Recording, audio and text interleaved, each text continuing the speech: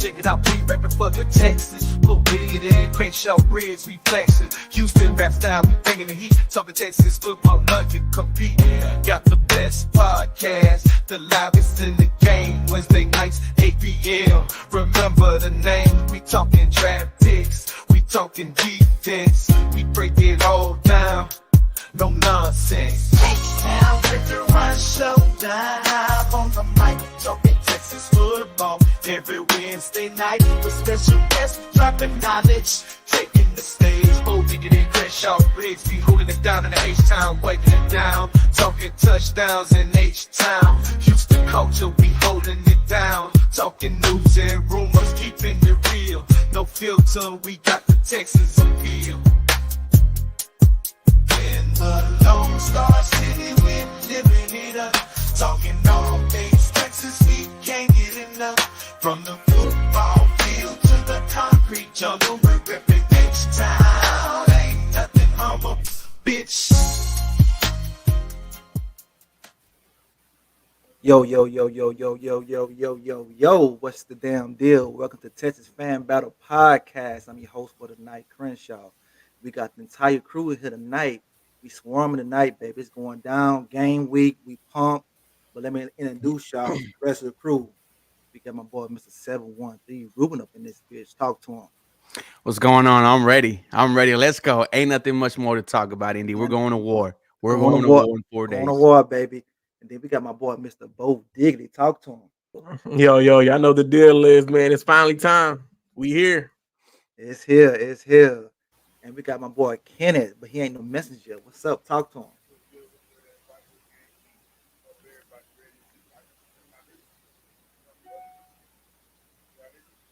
Oh, come on, man. I thought we were swarming today. I thought we were swarming. No. It sound like you're in the water. Yeah, we'll come back to you. All right. Then we got my boy, Mr. A1 Day 1 up in this bitch. Talk to him. We've been A1 since day one. We're ready for it. You know, before we jump off, though, 3 years ago, on September 8th, greatness was created with my brother Crenshaw. So I got to say, hats off, Crenshaw. 3 strong years, and we were still going. And then we're going to keep going with the win on Sunday. So let's go. Let's go. You know, 3 strong years, like you said. All right, man, let's jump off to NFL news. But see, I'm going to do a little different today on the NFL news, bros, because I just want to talk about the things that affect the Texans. And this right here affect the Texans. Patrick Surtain, he got extended. 4 years, 90-something million, 77 million guarantee. Okay, now we know we got Stingley's coming up contract, and I don't know who's going to get paid first, Sauce, McDuffie, Stingley, or whoever. But I want to start off with you, Ruben. What kind of contract you think Stingley deserved, and does Patrick deserve the contract Denver gave him? You know, I think with Patrick, yes, I think he did deserve the contract that he got. He is a lockdown guy, and he's someone that you do want to have for your future if you are the Denver Broncos. And with Derek Stingley, if he gives you a full 17 games, what he's going to give you is a Pro Bowl year, an All-Pro year, a lockdown year, and you might have to give a little bit more than what Patrick Surtain got, because what you know that you're going to get from Derek Stingley is elite lockdown coverage. And, you know, that's valuable in this modern day of the NFL with so many great wide receivers. It seems like every wide receiver is getting 1,000 yards at will. So, you know, corners are coming out of premium, especially elite cornerbacks like Derek Stingley is. And the only thing about Stingley is we just haven't seen a full 17 games. We know once that happens, it's elite, right? We saw it last year when he came back immediately, boom, interception. Derek Stingley's the type of cornerback that can change a game. And, man, you might have to throw him the bread in. This is what you should start expecting, Houston Texans fans, because remember, General Manager Nick Caserio, he only works in 1 to 3 year increments. So these contracts, they come fast. So get ready. All right. Speaking of come fast, we'll get to Bo. Y'all didn't catch my joke. Don't worry about it. Bo, I'm gonna get to you, bro. What do you think about the contract? You think Stingley deserves? We're gonna say right now he's projected to get $100 million, $25 million guaranteed. Do you think he deserved that? I mean, you have to look at your depth chart. You have to see what you have in the DB room, cornerback room. So as of now, yes, he deserves it. I believe they're going to wait. We'll know more at the end of the season. Truth be told, he may get franchise tag depending on what they do. But I feel like because he is a lockdown corner, you're starting to see what you thought you had in potential. The reason why he was a third overall pick, he's showing that. And it's like, hey, man, if he keeps playing like this, there's no question he gets that contract he deserves. All right, now, Kenan, I'm gonna ask you a different question. Now, I heard lockdown from Ruben. I heard lockdown from Bo. Do you think Stingley is a lockdown? And if he is, what makes him a lockdown cornerback?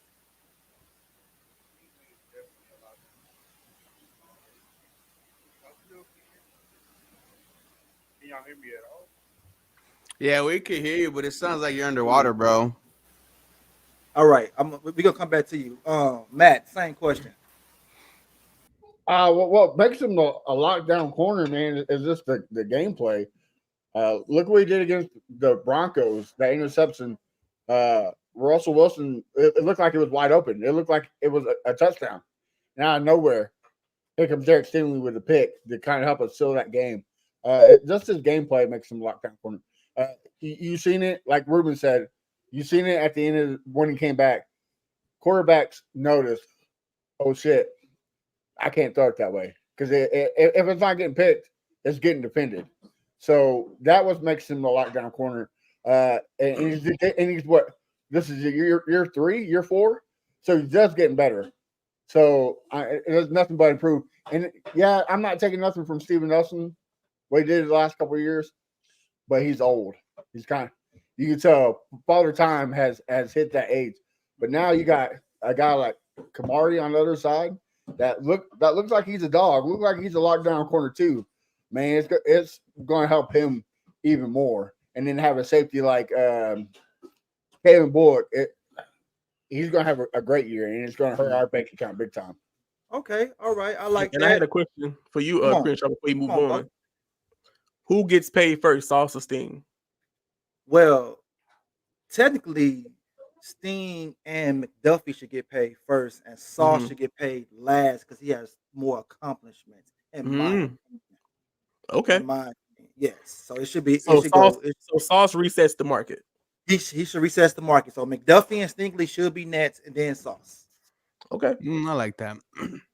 Okay. So on. Well, hold on before you go on. I hope Stingley gets paid before Sauce because I think with Sauce being in that New York market, he's going to get paid way more than he's valued. I mean, he's valued a lot, but he's going to pay a lot more because of that market. Yeah. I mean, if you have another All Pro season, that's 3 in a row. Has that ever been done in history? 3 All Pro seasons? Anybody know? Cornerback? No, I'm not sure. No. Okay. No. Yeah, well, he's gonna work the money then. All right. Okay. Well, Ruben, before we leave, I want to ask Ruben a question. Talk to him. Would it be wrong when they consider to throw in injury incentives? Like you have to play a certain amount of games. Is it wrong for him to come on and say, "Hey, Sting, you are deserving of this money, but you have to play blah blah blah. You have to play these number of games to get this extra payday"? I just think we have to remember who Derek Stingley just signed as his agent, and that's David Mulugheta. And what does he do? That's get his people paid. So, Nick could throw that out there, but I don't think Derek Stingley and, DM are going to, want to hear any of that. They're going to say, what I could do on the field. Yep. You're going to have to pay me like I'm one of the top guys in the NFL. And, as of right now, Derek Stingley's healthy, right? At this point last year, we had found out that we lost him for the first couple of weeks of the season due to hamstring injury. So, like I said, if it's that full 17 games, it's going to be real interesting to see, how much Derek Stingley gets paid. And then knowing he has David Mulugheta, who is just known for just breaking records every time one of his guys gets paid. Okay, yeah, I love it. This season is the deciding factor, right? Like if he plays all 17 games, there's no way that Nick Casario could throw that in there. But if he did what he has the last couple of years, miss more than 7 games. I mean, there is a little, hey, look, Basically, what it is, Matt, it could get ugly if that happens. And just like Yeah, Ruben so said, knock on wood, knock on yes, fucking wood. We do knock not on want wood, 'cause it Derrick can get Stingley to get healthy. yes, it can get ugly on the Yeah, contract. we need him Yeah, healthy. so woo. So we hope everything's good, Matt. You know what I'm saying? Hope Absolutely. everything's good. Okay, so we're gonna go on to Trent Williams, man, because Trent Williams' contract affects us as well. Because Larry Tunsil, he sees him, his eyes get big, he wants some more skinny leg jeans. So Trent Williams got an extension, 3 years, $82.86 million. Now, I'm gonna kick it off back to you, Ruben. If Larry Tunsil have another Larry Tunsil season, is he worth the extension here, or you think we'll be better off without him? Look, I would love to say he is worth the extension because he is worth the extension. I'm one of the ones that believe Laremy Tunsil is a top 3 left tackle in the game. But here's the thing. You can't pay everyone. And you know that if CJ Stroud keeps this up, you're going to have to pay him down the line. You're going to have to pay Christian Harris pretty soon. You're going to have to pay, Jalen Petrie pretty soon. You're going to have to pay a lot of these other guys because you're in that 1 to year 3 increments. And if you notice, every time one of these tackles get a deal, Laremy Tunsil, what does he do? He drops some eye emojis on Twitter, knowing that the market is going to increase and increase and increase. Like, tackles come at a premium. When you have a franchise quarterback like CJ Stroud, would I be surprised if the Houston Texans offered LT, a big deal? No. And like Johnny just said, he just turned 30. We've seen left tackles last to 35, 36, 37 plus years. So I would not it's going to be real interesting to see, especially knowing that you drafted Blake Fisher in this, in the second round. And, he could play on both sides, right and left, but you got to worry about, Titus Howard. So, Fisher's going to replace one of those guys. But when it comes to Laramie, I'm on the fence, man. I'm not going to give my decision just yet because I would hate to see life without Laramie Tunsil, and I remember what it was like seeing every Houston Texans quarterback just on their back consistently. And we have 2 of the top 10 most sacked quarterbacks of all time. Well, it's actually 3 because David Carr's on there twice, but it's him and Deshaun Watson. And, man, I do not want to see CJ Stroud behind that. But, we've seen him, have a 0 sack performance against the Steelers, and there was no LT in Titus Howard. It's going to be real fun to see. I think y'all being modest. Y'all know good and well Laremy Tunsil not going anywhere. If there's anybody Fisher is replacing, you know who it is. I ain't got to say his name. You know what tackle he will replace. For sure. Okay. Well, Okay. So Bo, keep elaborating on that right there. Keep elaborating on that because Ruben said he's on the 1 yard line. Like when the Titans lost the Super Bowl on the 1 yard line. So talk to us, man. Give us some more insight on that. I just believe that Titus Howard's injuries. I don't know. I feel like when it comes down to it, and it's time for Howard to get a new contract, I believe wholeheartedly, like I said, depending on what Fisher does, if they really believe in Fisher, they will allow Howard to walk. That's just me personally. I don't see how you let Laremy Tunsil. He's a free agent after this year, right? And so 80 says we're trading Tunsil. It's inevitable. I don't know. Yeah, trading Tunsil.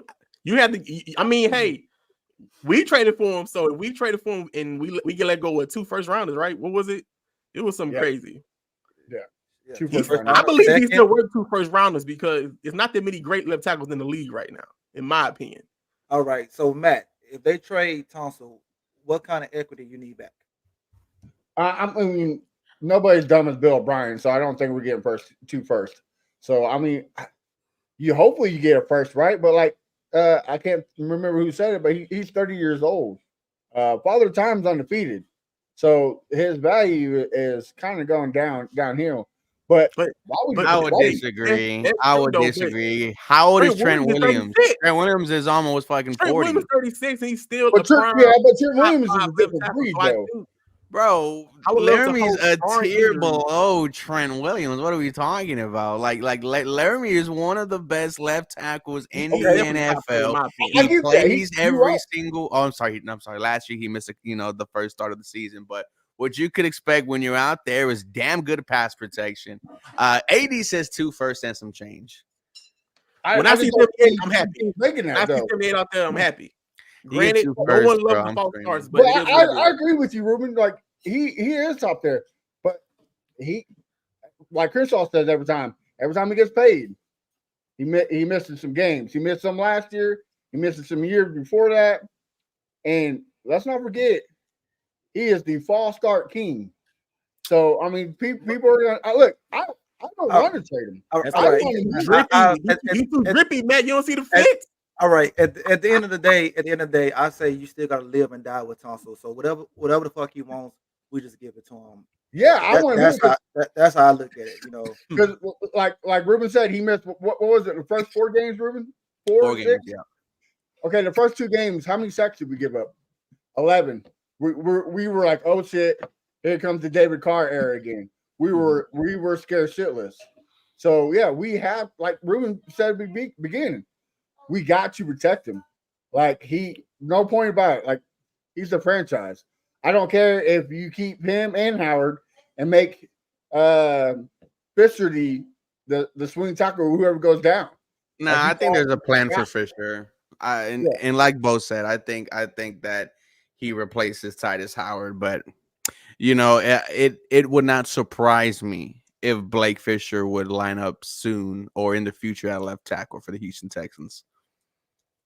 sounds like a plan. All right, so let's keep going with the Texans news, guys. We got captains. Now. All right, I'm gonna start off with you, Bo. What name surprised you on this list? Oh man, you know what's funny? It shouldn't surprise me, but it did. I thought Diggs to me was a surprise, and I know they're probably like, what? Why would that be a surprise? I just thought that first year guy, he doesn't have more than a year contract here, but that just goes to show you what impact he had in that little amount of time he's been here. But yeah, I was surprised to see Diggs there. Diggs, Ruben, who surprised you on this list? I was very surprised to see Jimmy Ward. I would have, loved to see given to someone like Derek Stingley. With Jimmy Ward, he was a captain last year, and unfortunately, he was just cheering him off for, us from the sideline. And what Jimmy, I'm gonna get that energy regardless, right, on and off the field, whether he's a captain or not. That's just the type of player he is. It does not surprise me that Jimmy Ward was a captain once again for the Houston Texans, but I would have loved to see it go to someone else. Everyone else is no doubt, 100%. Even Stephon Diggs, as soon as you saw him working out after with John Mechie, another younger wide receivers, you were like, okay, this is a captain. And yes, man, shout out to my boy Texans Empire. They do a fantastic job. We're gonna be hopping on with them pretty soon. But it was Ward for me. It was Ward. All right, Briggs, talk to me. Yeah, I mean, you got to say it kind of is Ward, right? Like, I mean, that's kind of he hasn't played very much last year. He was kind of the guy like, but I get it that he's a D'Amico guy, but I would like to see, like Ruben said, either Stingley or I'll double down and say Hunter. Like, I mean, Hunter is that type of guy, right?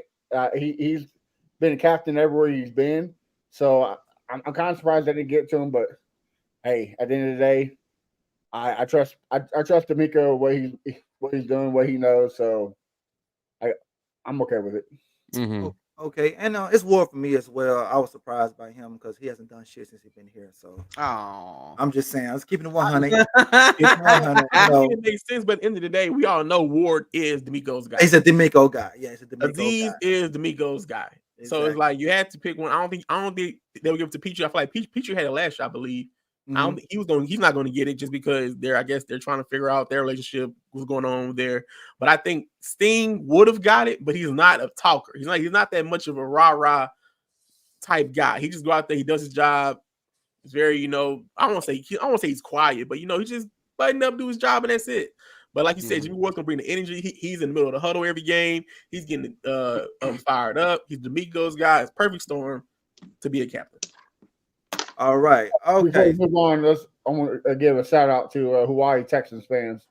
We got fans everywhere. Dude, I So want to. Yeah, man. I heard that like Texans is like the number one fan.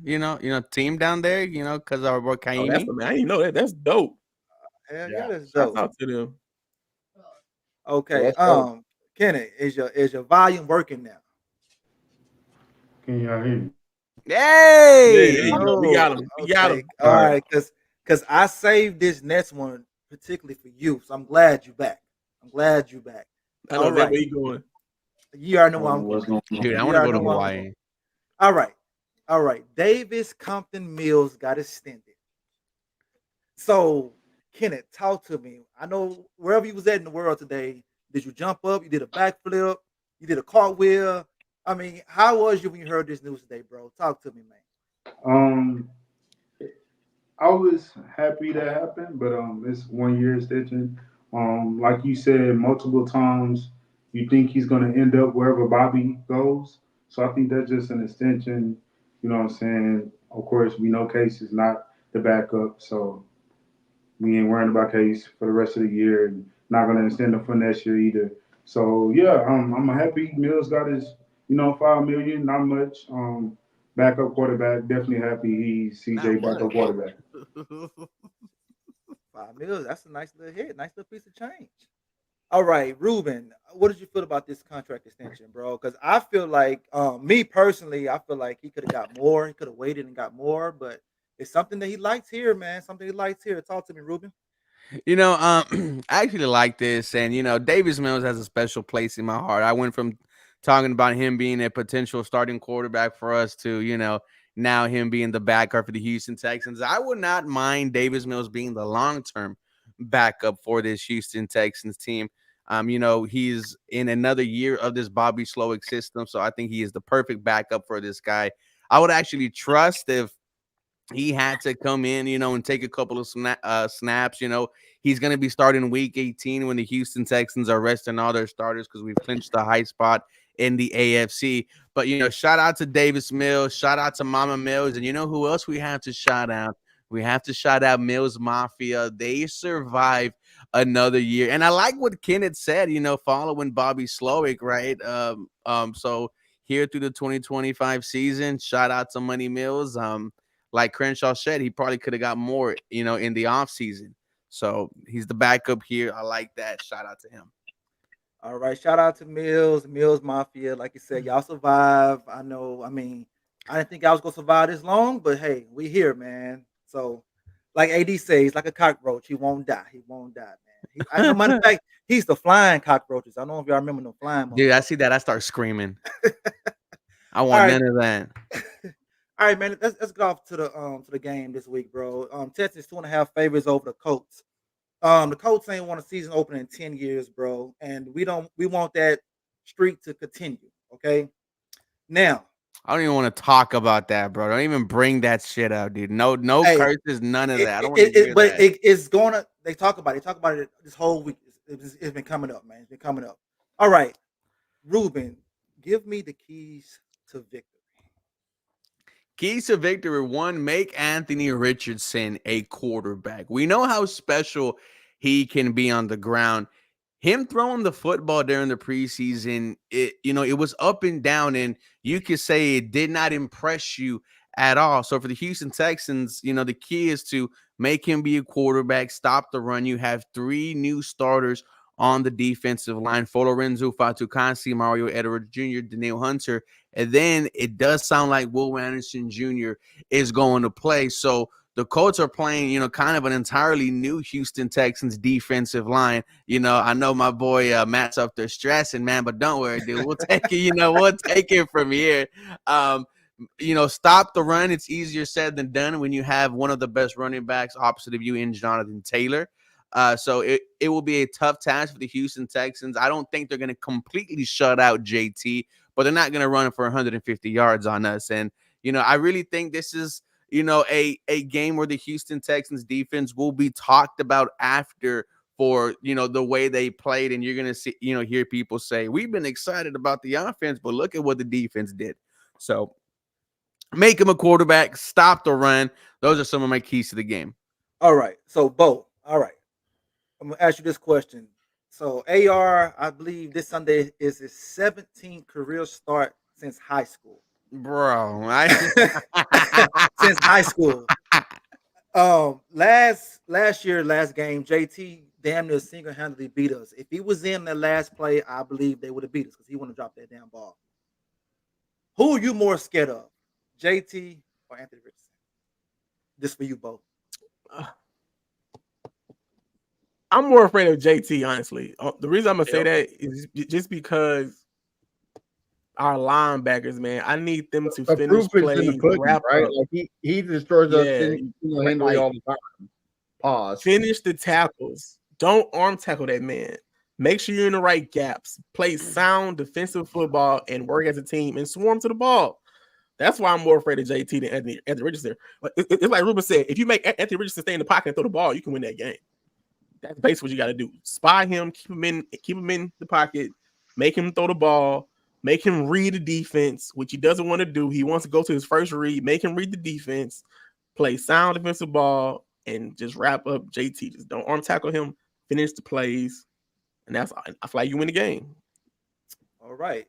Now, Matt. Earlier today, CJ say this year he want to start fast. So how can we start fast this year? Ooh. Get the run game going. Like you got Mixon for a reason, right? Get him involved. Get the run game going. Get the screens going. Like get Mixon in the game so that way it takes pressure off of CJ Stroud. Look, I love CJ Stroud. I love that we can trust in him throwing the ball 80,000 times a game and come up with a victory. But we can't be letting that happen. You got to get the run game going. We got to let some pressure off. And of course, we brought Diggs in for a reason. We just gotta let him just destroy it. So that is the way we get the speed going. And kind of back up what Bo says, the way we stop it is Hunter. People forget he came in second last year with tackles for loss. Like that, Jonathan Grenard was good as a Texan, but he was nothing compared to Hunter. I hate that Harris is gone, but with Will Anderson playing and Hunter playing, like I think we can get the rushing game down to a minimum. And let's not sleep on Khalil Davis. So yeah, I'm scared of Taylor, but I'm more positive than I was last year. So let's get it going. Man, I think I think Jalen Petrie is, a big part of this game, and someone that Absolutely. not a lot of people are talking to, because he is going to be one of those linebackers out there, right? That star guy, that nickel guy, and what you want to see is him closer to the line of scrimmage, him being that torpedo that he was at Baylor, and he looked good when he was doing it in the preseason, right? Against the Giants, it was a pick six, and then he blew up a run play for -5 yards.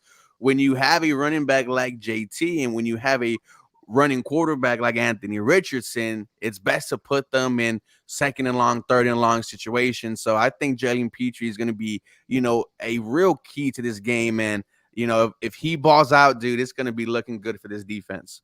Looking good. Kenneth, Yes, say sir. something. Let me hear you. Say Can you something. hear me? Yeah, you can hear you. Some. I can hear you. All right, something. There we go. Kenneth, how much do you trust Kenyon Green and Titus Howard this Sunday? That's a hard question. I think I trust Titus to an extent, but at the same time, since the aura, like everything is different right now. You know what I'm saying? We got high expectations. The team know it, the franchise know it, the fans know it. So it's kind of like, all right, Titus, like we need you to take it up a notch. We need you to give a little bit more effort, especially in the run game. We know he's good in the pass. You know what I'm saying? Pass pro. But that run game, he got to be a little bit more dog. He got to, you know what I'm saying, put it all out there. You know what I'm saying? I know he definitely injury prone, proved to be injury prone, but at the end of the day, I think he can take that next step we need him to take.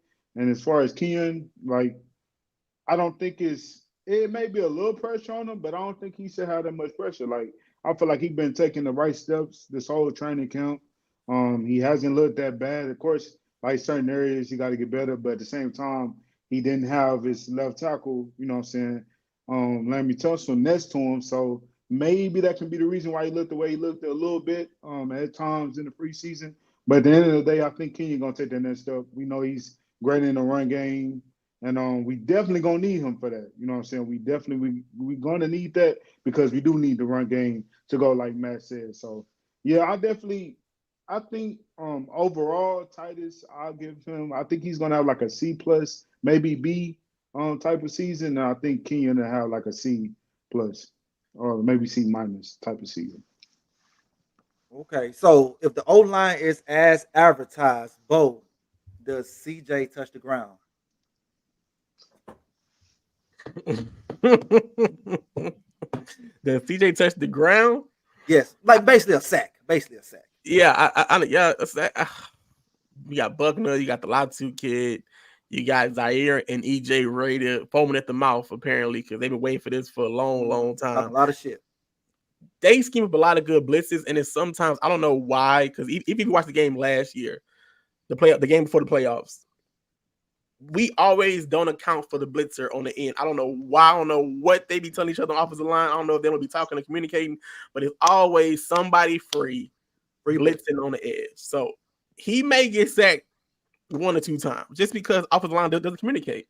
They have to do a better job. If they don't do a better job of communicating, where they say, "Hey, it's going to be stunts. Hey, it's hot route right there. It's blitzing coming. Tunsil, I'm kicking out this way. Hey, Kenyon, make sure you get my guy." They have to communicate because if not, it's going to be a long day dealing with Buckner and them boys. So Crenshaw, to answer your question, if this offensive line is as advertised, then no, CJ is not going to touch his back. Okay. When you have an offensive line that didn't play one game together last year, and it's crazy, it's going to be the first time all these 5 are going to play a snap together. If it is as advertised, then this is going to be one of the best out there. You saw, no Laramie, no Titus, no Kenyon, no Scruggs, and they put up a 0 sack performance against the Pittsburgh Steelers. But I think that's more so of CJ getting the ball out fast. That's more so of Bobby. But the question that was asked was if this offensive line is as advertised, which is Laramie Tunsil, Kenyon Green, Juice Scruggs, Shaq Mason, Titus Howard, is CJ Stroud going to touch the ground? Now, I'm not saying this isn't the Hall of Fame offensive line. Yes, twice. They're advertised as a B minus offensive line. This isn't an A plus offensive line. If it was, I wouldn't care about Kenyon Green. If it was, I would worry about Titus Howard having injury prone. So this is not a Hall of Fame line. Here's the question for you, who has the better pass rush, the Colts or the Steelers? Definitely the Colts.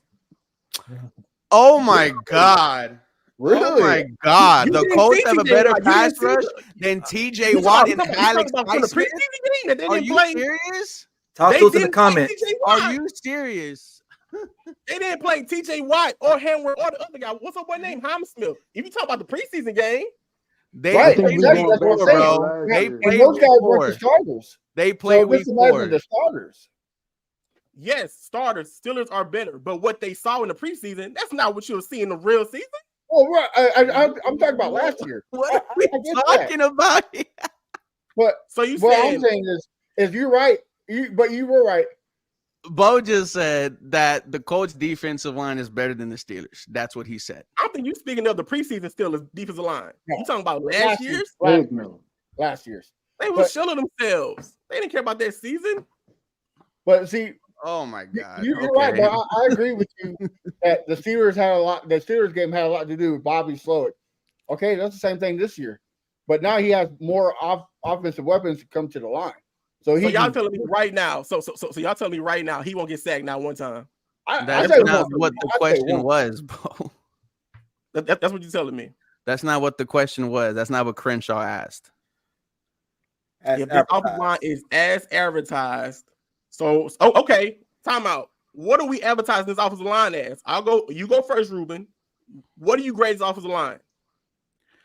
Dude, I grade his offensive line as like one of the top when healthy. And that's the thing. We haven't seen them healthy. So as advertised, I would think CJ Stroud, who, like you mentioned, gets the ball out quick with no offensive lineman. When he has his offensive lineman in there, here's starters. I think it's going to be night and day. It's going to be hard for them to get to the quarterback. You already seen CJ Stroud. You already seen CJ Stroud congratulating the offensive line for not, for them not touching them at all. And we haven't even seen it. without Laramie Tunsil and Titus Howard. We haven't seen it yet, Bo. But is that more so of CJ getting the ball out fast, or is off the line just amazing? Can his off the line hold it for 5 seconds? We haven't seen it, brother. That's what I'm trying to tell you. This is the first time they played a game together in 2 years. What are you not understanding by that? I hear you, and that's what I'm saying.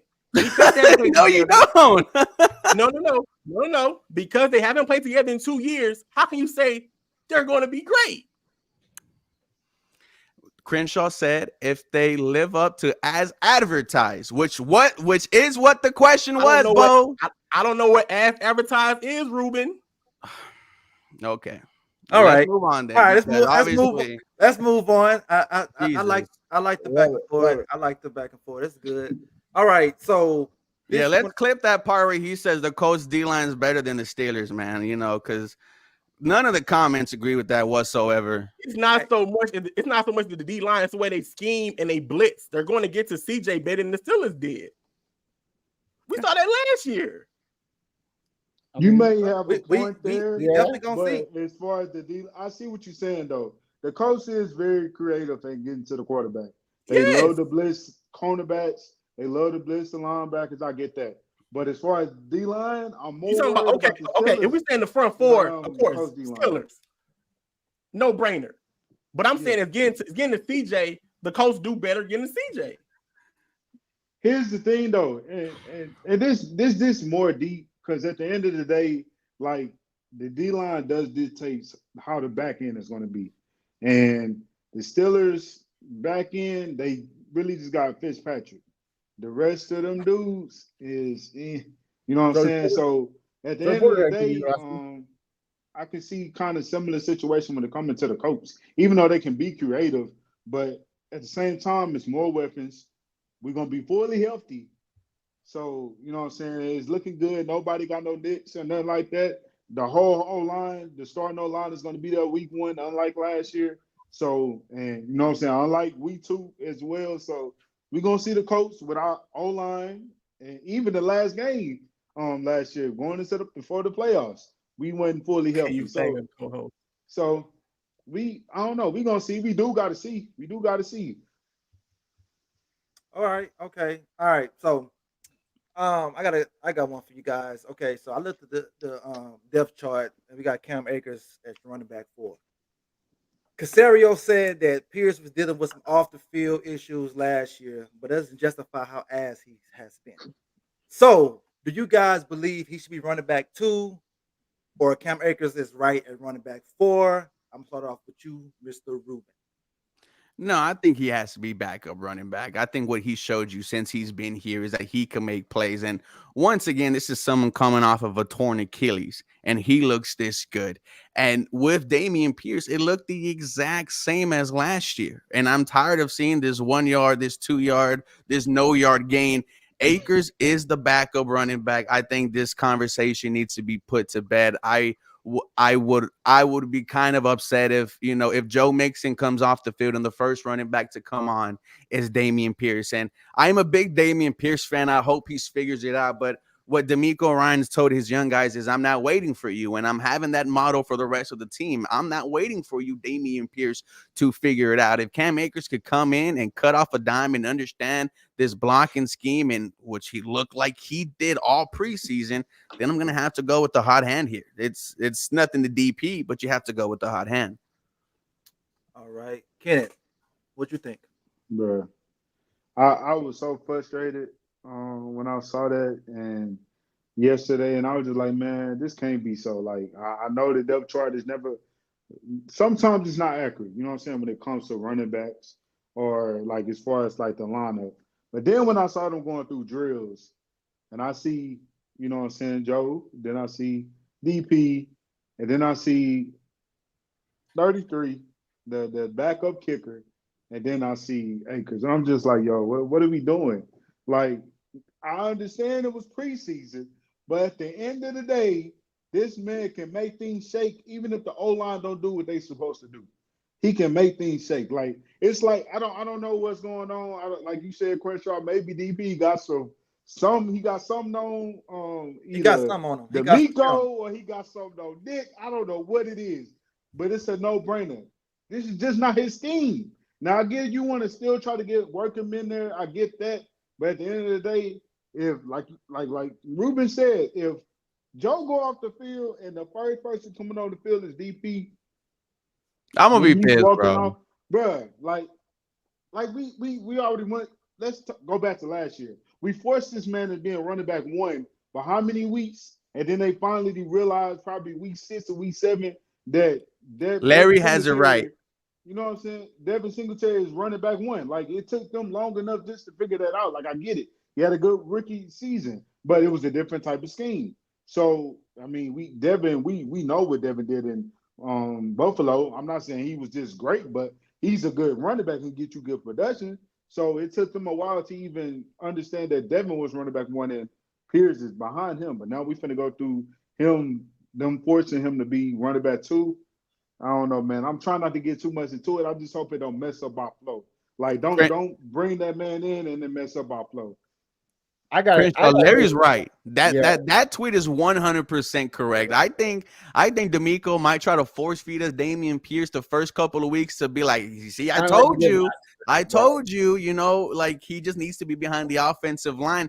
I'll buy that, but that leash has to be short, man, because if he comes off the field after a 1-yard game and I see Cam Akers on a on a 3rd and 12, take it for 8 yards, I'm gonna be mad as hell. Yeah, because I mean, we get it. It's preseason. I totally understand. You can't take a lot of that in for account. But Cam Akers did more with the lesser offensive line than Damian Pierce did. Damian Pierce was with first and second string offensive line. Akers wasn't. And he was still getting 1.7, guys, 1.7 yards per carry. Like, how can you – and that's preseason. Like, when is it going to click? Bro, Like, compare this preseason to his first one. He only needed one rush to make us realize, yep, that's our guy. right. That's our starting running back.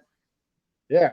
And now it's just going backwards. I mean, I don't know if Nick's right. He has off the field stuff going on. Maybe it still affects him, but he got to figure it out. And like Ruben said, 110%, that leash has to be short. Like it cannot be no more than 2 games. Like I don't want it to be 2 downs. Like I don't Ruben either, said, bro. I mean, I'll 1 give you yard a carry, goal line. I'll give you a 3rd and short, but yeah. First time he goes out there and he gets 1 yard, his ass is on the bench. done. Akers is going in. Like it has to be. It has to be. Okay.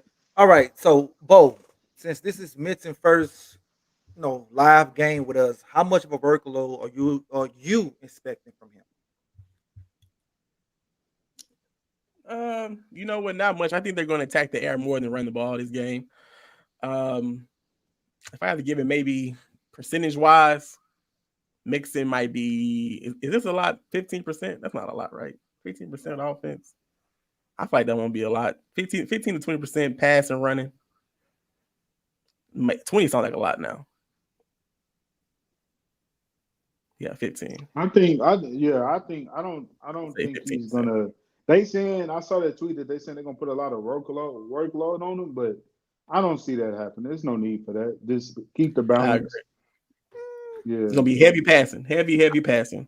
I would say he gets maybe, let's say 15 to 19 rushes on Sunday, but he gets like, let's say 4 to 5 targets through the air, then that's 100% what I should expect from Joe Mixon. And I think something like his pass catching ability would probably hinder, some rushing attempts. That's why Bo said, 15%, 20%. But dude, I'm actually excited for Joe Mixon, man. And, I've been saying this, that we haven't seen the full, potential of the offense because of lack of running game that we have. So, for me, I personally just want to see Joe Mixon have a good one. But, if we're being honest, it might just be aired out because when you look at the Colts defense, you see 3 returning starters. Their best cornerback is a nickel guy. So that has nothing to do with your outside. Nico had 195, on them without Tank, without Stephon. So it might be an air raid out. Right. Okay. All right. So last one here. We're pretty much healthy. We got one guy out, Eric Murray. This is the healthiest we've been in a long, long time. So give me your predictions, Kenneth. So my prediction is I think we're gonna start off a little slow, but then I think defense gonna be the one to make. I think defense gonna be the one to make the play to get everything amped up, and then offense gonna take off from there. Because I feel like we gonna with the offense. I feel like we're gonna try to like kind of figure out, you know what I'm saying, what the coach trying to do first, and then you know what I'm saying we're gonna go at them. It's not, like I said, I think defense gonna be the one to like really make the play to just make us, you know what I'm saying, go up from there. What's the score? The score. So I'm shoot, man. I'm gonna go 31-17. Texans. 31-17 Texans. Ooh, All I right. had my I'm 30-20. You 30-20. Yeah, I'm 30-20. 30-20. Okay. All right. Bo and Little Bo, what's the score? Are you on mute? Matt, I'm what's gonna the say score? 27 Texans, 17 Colts. 27-17 Colts. Matt, what you got with the score?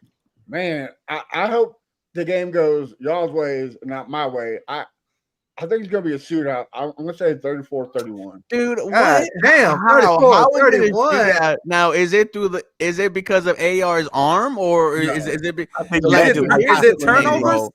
He it's the he running game. he can't throw the football right now. Now maybe he figures it out, as the season goes on. But when I found out today that this is his 17th football game since high school, High school. like come on, bro. Like he hasn't Well, gone against a knowing schematic that, defense since last year, week 2.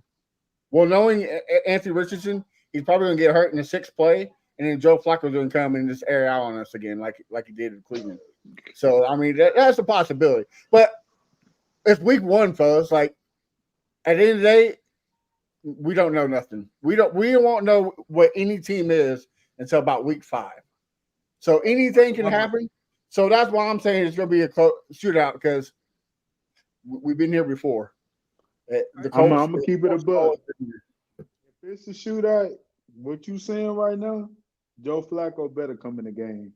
Because if Anthony Richardson come out there airing it out, they better have Vegas odds because it's bound to happen, right? Like I mean, No, I think we're 3-point favorites, man. So no, like I'm talking about Flacco coming in.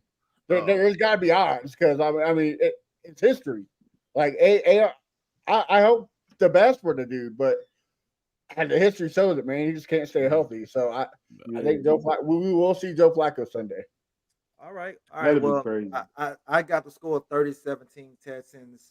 I feel like if it's like I said, if it's a shootout, I'm gonna be pissed off because there's no way in hell it should be a shootout in this game right here. But Joe Flacco has done some strange things. So we're gonna end the show like that, fellas. Ruben, tell the folks where they can find you at.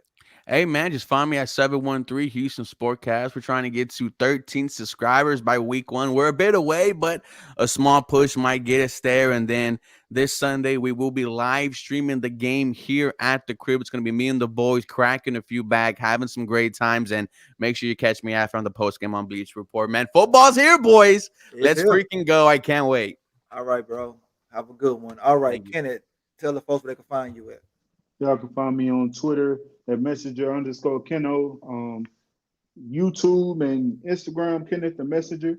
And y'all continue to support the Texans Fan Battle podcast. Y'all, it's football season. This game week, man, it's excitement up. It's up, man. And we going up with the excitement, and we gonna make it right this year. Gonna make it right. Bo Diggity, talk to me. The only thing I want to see on Sunday is the fans leaving early. I want to see y'all. I want to see the Colts fans walking out that stadium early, going to them steps. That's all I want to see. But nah, man, you know the deal, man. I want to see this as advertised as offense on Sunday.